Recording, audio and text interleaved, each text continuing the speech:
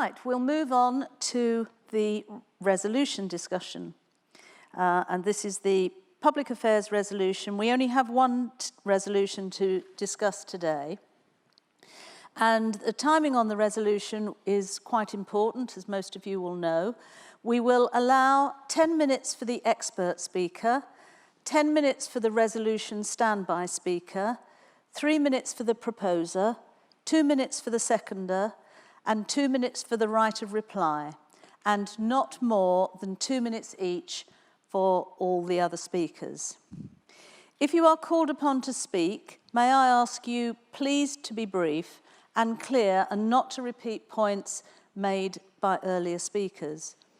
Please also announce your name, WI and federation before you speak. Only WI link delegates or proxies and federation representatives or their deputies are permitted to speak, and this can be done by requesting access to the green room. First, I will read the resolution. It will then be proposed and seconded, and second, we will hear from the expert speaker and then the standby speaker, and then we will hear points from the floor. If you are a federation representative or a WI link delegate and would like to speak, you will need to do so, as I said, through the event platform green room. To do this, you will need to express your interest by speaking by means of the chat box in the platform. The chat box has now been enabled and should only be used for the purposes of speaking on the resolution. The chat box will be monitored by members of the NFWI Public Affairs team, who will then send you a direct message to confirm your intent to speak. Once confirmed, you will be sent a link to join the virtual green room. Click on the link and you will be transferred to the green room, which is a standard Zoom room. You will then be met by a member of the production team to check your sound and video quality and to be verified as a WI member. When the production team is happy that your connection is stable, you will then be greeted by me and you will be live on the virtual stage. This process will take a few minutes, so we ask that if you do wish to speak, you request access to the green room as early as possible. Multiple people can access the green room simultaneously, so please don't wait until one person has finished speaking before requesting access yourself. Please be reminded that once you join the virtual stage, all other meeting attendees will be able to see and hear you. You will be recorded and the resolution discussions will be uploaded onto the NFWI YouTube channel after the event. The event footage is also available to all registered attendees for a month after the event. When your allotted time has elapsed, I will thank you for your contribution to the resolution debate and you will be disconnected from the live stage. Finally, please note that we can only take as many speakers as time permits. I will now read the wording of the resolution. A call to increase awareness of the subtle signs of ovarian cancer. Every 2 hours in the UK, someone dies of ovarian cancer. Making sure GPs and the public know what to look for will not only ensure the early detection and treatment of this disease, but will transform lives today and for generations to come. NFWI calls on WI members everywhere to help increase awareness of the subtle signs of ovarian cancer. The resolution will now be proposed and seconded, and I'm delighted to welcome Cathy Heathcote from Kitchen Dancers WI, Hampshire Federation, who will propose the resolution. Cathy.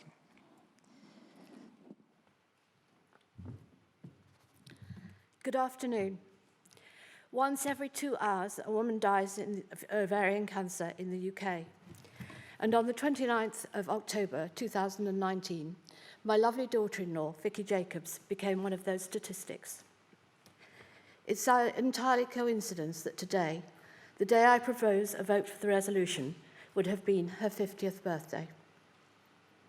Vicky was fortunate in that during her 5-year struggle, she had an 18-month reprieve from the disease thanks to new immunotherapy, which had never been used before for her type of cancer.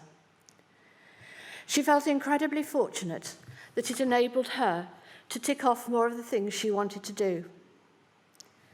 She was also very aware that so many other women aren't so lucky.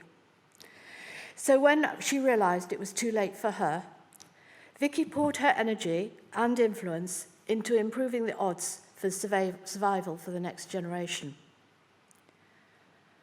And as a managing director of a London advertising agency, she helped create a national campaign with the charity Ovarian Cancer Action called I Will Survive, poignantly released on the day she died. Ovarian cancer is now the leading cause of death from gynecological cancer in the UK, with over 7,000 women diagnosed every year. It is the sixth most common cancer in women, and the overall 5-year survival rate for women with ovarian cancer is just 43%. A key reason for the poor survival rates is that most women are diagnosed too late, because the signs are subtle, and have often carried symptoms for months before meeting with their GP. Another factor is that ovarian cancer symptoms are commonly mistaken for less serious conditions, such as irritable bowel syndrome, by us and other healthcare professionals alike. Support for this resolution means that we can make sure GPs and women everywhere know what to look for to ensure the early detection and treatment of this disease and transform lives today and for generations to come. Because when ovarian cancer is diagnosed at an early stage, the survival rates for the 5 years are as high as 90%. With 200,000 members, we have the strength to make the difference, just as we have made for so many causes throughout our history. With this resolution, we can do it again, and it's up to us. It is up to us to understand the subtle signs of ovarian cancer. It is up to us to help other women and GPs everywhere reckon the subtle signs for themselves. And it's up to all of us together to stop more women like Vicky becoming a statistic. Please support this resolution. Thank you.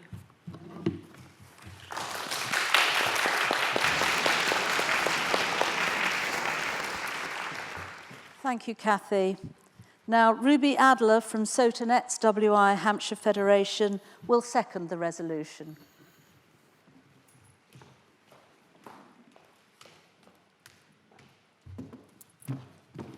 Hello, I'd just like to start by saying that I'm really proud to be asked to talk today. I'm so proud to be seconding this proposal. And I'm not just seconding it because I've lost someone close to ovarian cancer. I'm seconding this proposal because it's horrific to think this awful disease is taking the lives of women everywhere, all because we don't recognise the subtle signs. It's just so unnecessary. As you've already heard, ovarian cancer is now the leading cause of death from gynecological cancer in the UK, with over 7,000 women diagnosed every year. You've also heard that the chances of those 7,000 living beyond 5 years is just 43%. But we know that if ovarian cancer is diagnosed and treated early enough, this survival rate more so doubles to 90%. And no organisation has more of a chance of making this happen than the Women's Institute. Until I joined, I had absolutely no idea how big or influential the WI was. With over 200,000 members in the UK, that's an amazing number of people to be able to count on. Just think of the incredible difference we can make if we back this resolution. Think about the women whose lives we can save. Think about the heartache and pain we can save their partners, parents, children, friends, and family too. In a world where everything can seem so important and urgent all of the time, there is nothing more important than looking after our health. And that means right now, nothing more is important than this vote. So please, vote for this resolution to help recognise the subtle signs of ovarian cancer, and let's use our influence to do everything we can to look after the health of women all over the UK, for everyone's futures. Thank you so much.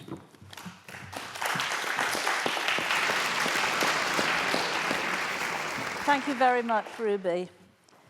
Our expert speaker is John Butler, consultant gynecological oncology surgeon at the Royal Marsden Hospital in London, who will speak in support of the resolution. Please welcome John Butler.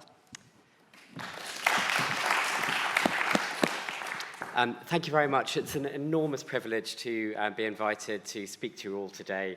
I love your motto, inspiring women. And as a cancer surgeon, people often say, isn't it depressing being in a cancer hospital? I say, absolutely not, because it's my privilege as a gynecological cancer surgeon to look after inspiring women every day. And I strongly hope that you, as an organisation, will support this. As we've heard from Kathy and Ruby, this really does give us the opportunity to transform lives for many women around the country. And also, I believe, earlier diagnosis or attempts at earlier diagnosis of ovarian cancer will improve outcomes, not just in ovarian cancer, but other cancers.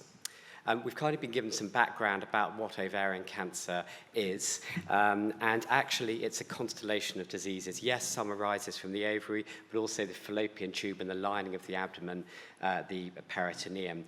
And we're understanding in cancers today that each individual cancer has its own genetic hallmarks, and some of the modern treatments we've heard about immunotherapy that Vicky was treated with are transforming women's outcomes. But the key thing is if we can diagnose these women as quickly as possible, particularly older women who can get on well quite quickly. So how do we manage ovarian cancer? Most women are diagnosed with advanced disease, which means it's spread beyond the ovaries to the lining of the abdomen or the lymph nodes or further afield.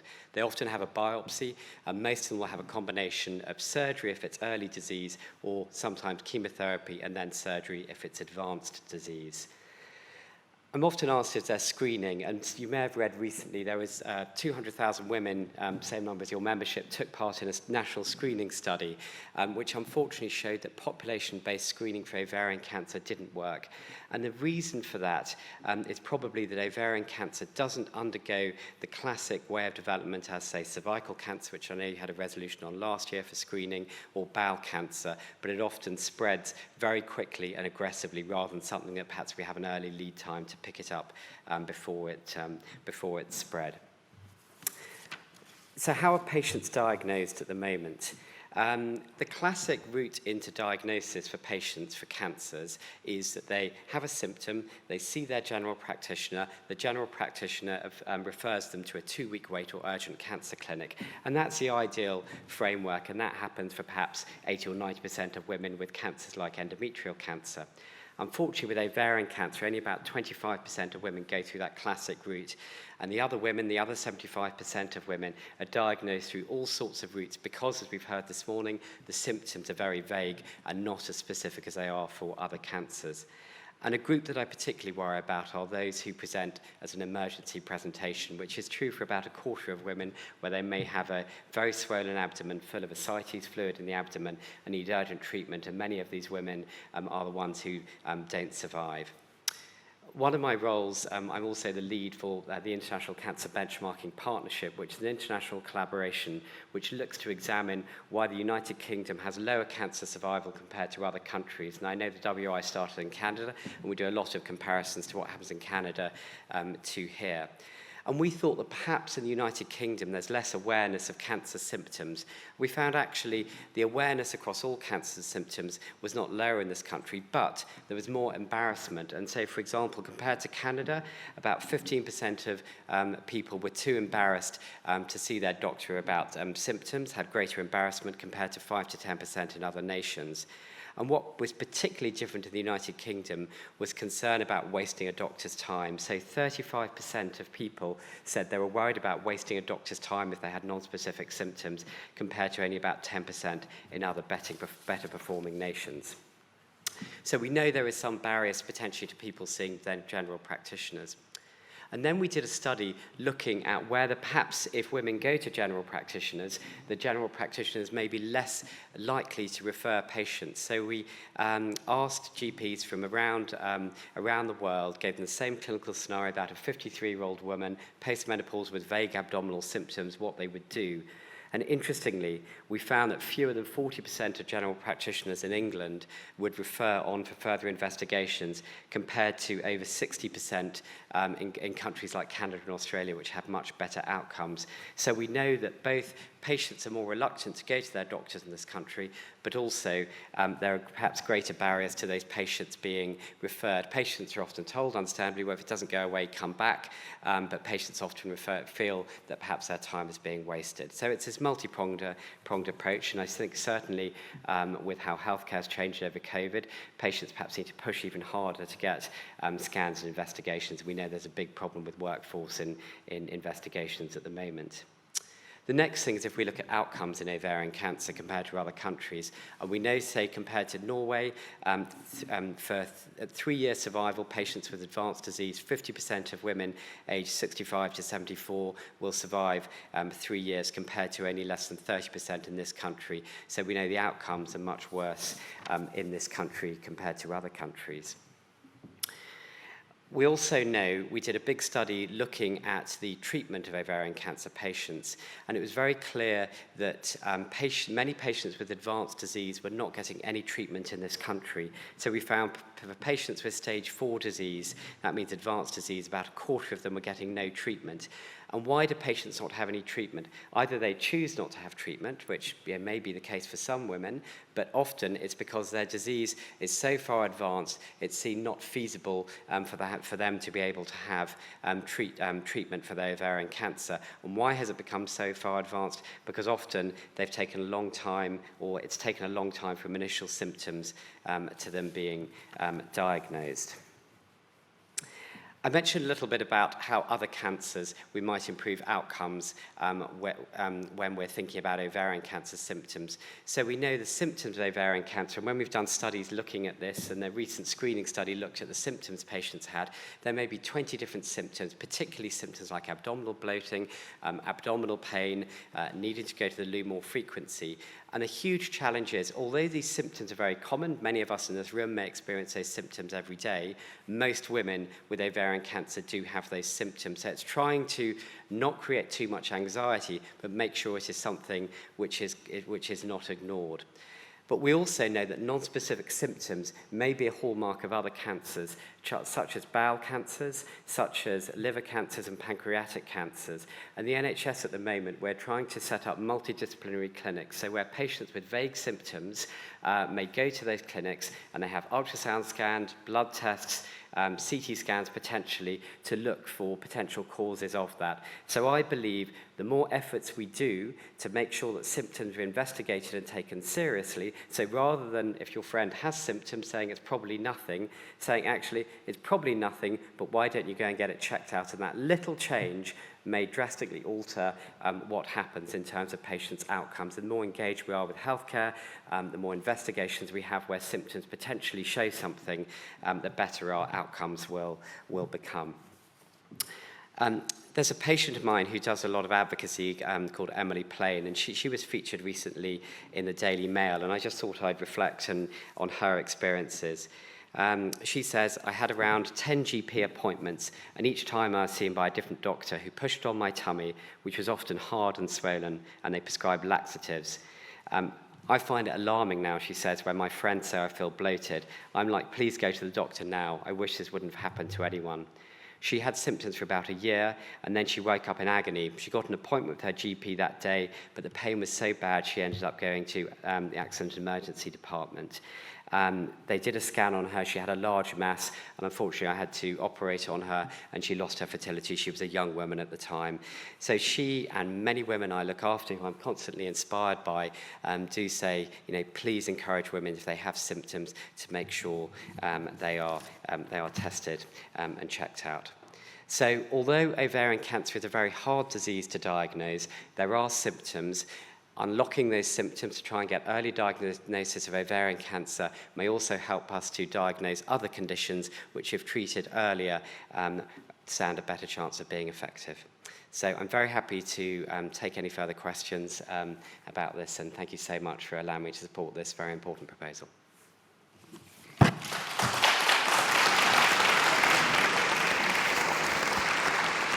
Thank you very much, John. Now, we don't have an expert speaker against the resolution today, so Toto James, NFWI trustee and Vice Chair of the Public Affairs Committee, will set out some points against the resolution for delegates to consider. I would like to point out, though, that Toto does not personally oppose the resolution and will not speak in the capacity of an expert speaker against the resolution, but will just put forward some points on behalf of the NFWI Board of Trustees for a balanced argument. Toto. Thank you, Lynn. Thank you. I'm sure all of us here today understand the importance of awareness of the signs and symptoms of ovarian cancer. Presenting an argument against this resolution could be misconstrued as suggesting that there is not a need for this, which has made it difficult to find an external speaker to deliver a speech this afternoon. To ensure a balanced debate, I have, therefore, agreed to present some arguments to be considered ahead of voting on this resolution following the annual meeting. This is not about undermining the importance of the issue, but carefully considering the timing of this resolution, the impact the WI could have on this issue, and whether the WI's efforts are best placed elsewhere, given the number of existing campaigns on ovarian cancer symptom awareness. As we have heard, the earlier ovarian cancer is diagnosed, the easier it is to treat, and so public awareness and understanding of the symptoms is really important. But there are also a number of national charities already dedicated to ovarian cancer and tackling this exact problem. This year alone, Ovarian Cancer Action and Target Ovarian Cancer have been raising awareness of the impact of the COVID-19 pandemic on the number of urgent referrals and the importance of women feeling empowered to recognise the symptoms of ovarian cancer and contact their GP with any concerns. These specialist charities and others, including Overcome, have brilliant resources already available to enable the public to support this activity, such as awareness packs, videos explaining the symptoms of ovarian cancer, posters and graphics to share on social media. As an educational charity, WIs can, of course, already share these resources with members and focus on the issue within their meetings to raise awareness without a national resolution. What's more, ovarian cancer symptoms were highlighted in the Help Us Help You campaign that was launched by NHS England and Public Health England at the end of last year. This was the first ever England-wide campaign to encourage people with lasting symptoms to get checked for ovarian, kidney and bowel cancers. The campaign was featured on TV, radio and social media. Beyond recent national campaigns such as this, there have also been regional and local campaigns targeted at abdominal and ovarian cancer symptom awareness. In 2017, for example, a Be Clear on Cancer campaign targeted at men and women over 50 and focused on the abdominal symptoms of cancer ran across the Midlands. Many clinical commissioning groups across the country have also run more targeted campaigns on ovarian cancer as part of Ovarian Cancer Awareness Month, which takes place in March every year. Ovarian Cancer Awareness Month in recent years and the publication of research highlighting the need for early diagnosis have also seen calls for MPs to pledge their support for greater awareness of the symptoms of ovarian cancer, including in their constituencies. Of course, public awareness is only part of the solution. As recognised by the wording of the proposed resolution, it's vital that GPs are supported to enable early diagnosis of ovarian cancer and ensure that women receive any necessary treatment at the earliest possible opportunity. Alongside national guidance that offers healthcare professionals best practice advice on the care of women with suspected or diagnosed ovarian cancer charities do already provide awareness-raising resources such as symptom posters, leaflets and information booklets that can be used in hospitals, GP surgeries or shared with their patients. Charities including Target Ovarian Cancer and Ovarian Cancer Action also offer awareness-raising sessions or training days to help GPs and other health professionals update their knowledge of ovarian cancer. In addition, the Royal College of General Practitioners and Target Ovarian Cancer have provided a free e-learning module for GPs and GP trainees focused on recognising the early symptoms of ovarian cancer and what distinguishes it from common conditions such as irritable bowel syndrome and urinary tract infections. The importance of healthcare professionals being aware of the symptoms of ovarian cancer is therefore recognised, and there are already lots of resources available to help spread awareness of the symptoms of ovarian cancer in healthcare settings, though, of course, uptake may be variable. The proposed WI resolution we are discussing today calls for increased awareness of the signs and the symptoms of ovarian cancer Yet from the activity already underway in the sector, we can see a huge amount of effort is already being poured into this. Is focusing on public awareness raising the best use of WI's efforts and limited resources? Would we be duplicating information and resources that are already available? And if so, what would be the value in this? We need to consider whether a WI campaign on this issue would be able to reach new audiences, and what more can we bring to the work of ovarian cancer charities who are dedicated to this issue and have been for a number of years. Any resolution that is put to this meeting will highlight an issue of importance, and by providing a counter-argument, we are, of course, not suggesting that this is not the case here. We are, however, asking you to consider whether this is the right resolution for the WI and its resources at the current time. I hope you will consider these points before voting on this resolution. Thank you.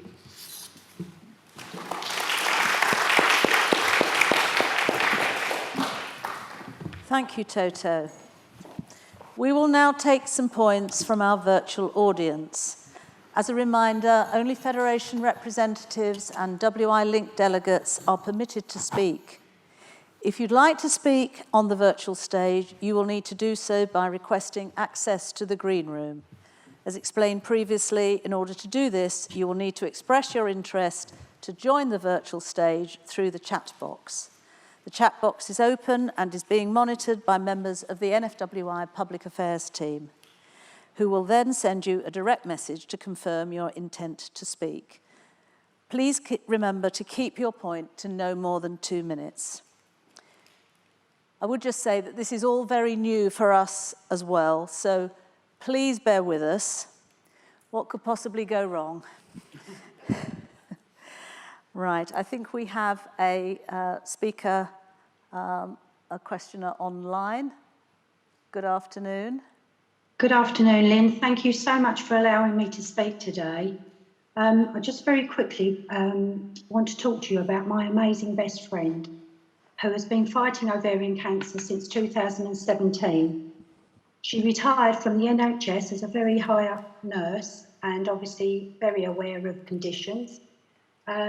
She had no symptoms at all.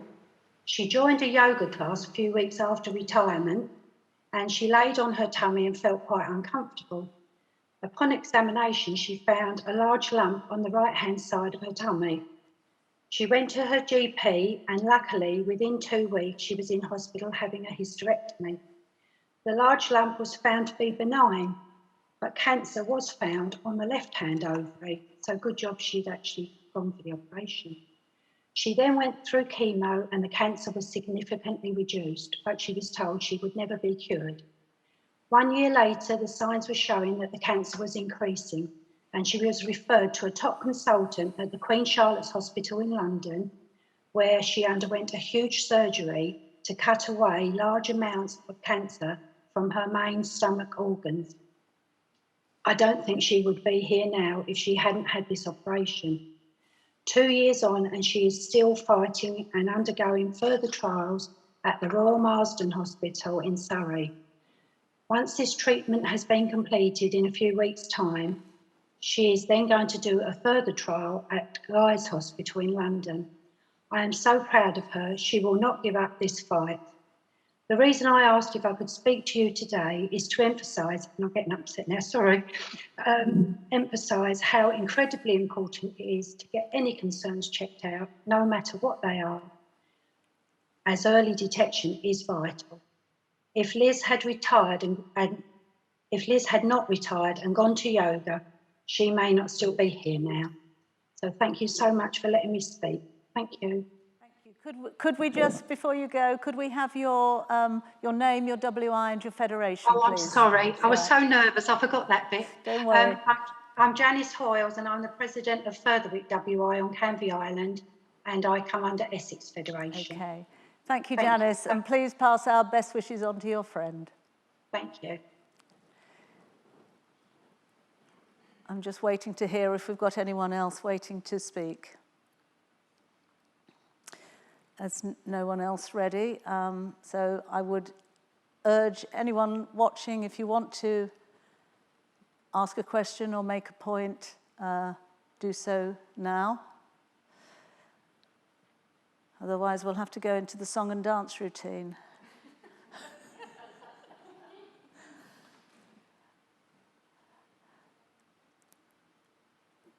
Right, we're going to roll a short video clip while we're waiting, just to see if there's anyone else.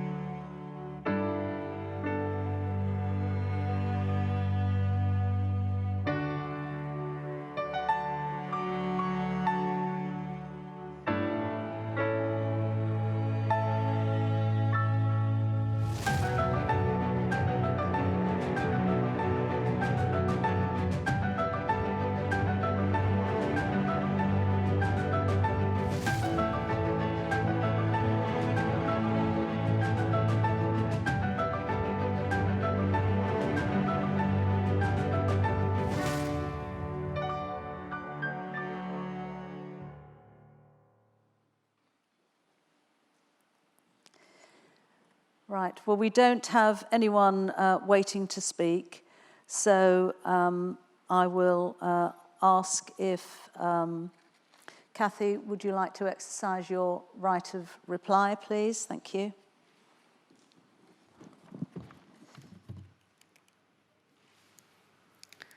Over the last 100 years, the WI has helped many worthwhile causes and brought about real change. But no causes can be greater than the ones affecting women's health, especially those like ovarian cancer, which, as I have said, is now the leading cause of death from gynecological cancer in the UK, with over 7,000 women diagnosed every year. Sadly, the overall survival rate for women with ovarian cancer is still just 43%, and the only reason for this terrible statistic is that most women are diagnosed too late because the signs are subtle, and women have often carried symptoms for months before meeting with their GP. Whichever way the vote goes today, the debate that has taken place in the last few weeks in WIs across the country will have played a small part in increasing awareness of the subtle signs of ovarian cancer. But a vote for the resolution means we can do so much more. A vote for the resolution means that we can reach and help women in their local communities to know what to look for. A vote for the resolution means we can ensure GPs keep the subtle signs of ovarian cancer in front of their minds. A vote for the resolution means we can begin to save lives. With over 200,000 members, we remain the largest women's organisation in the UK. We have the numbers to make sure every woman and GP can spot the subtle signs of ovarian cancer to make a speedier diagnosis. Because the fact remains, the earlier the diagnosis, the better the chance of survival. It's just up to us. Thank you.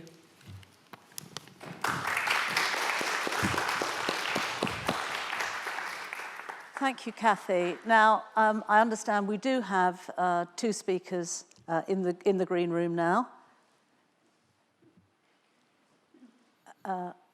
Okay, they're trying to join, but we don't have them yet. Good.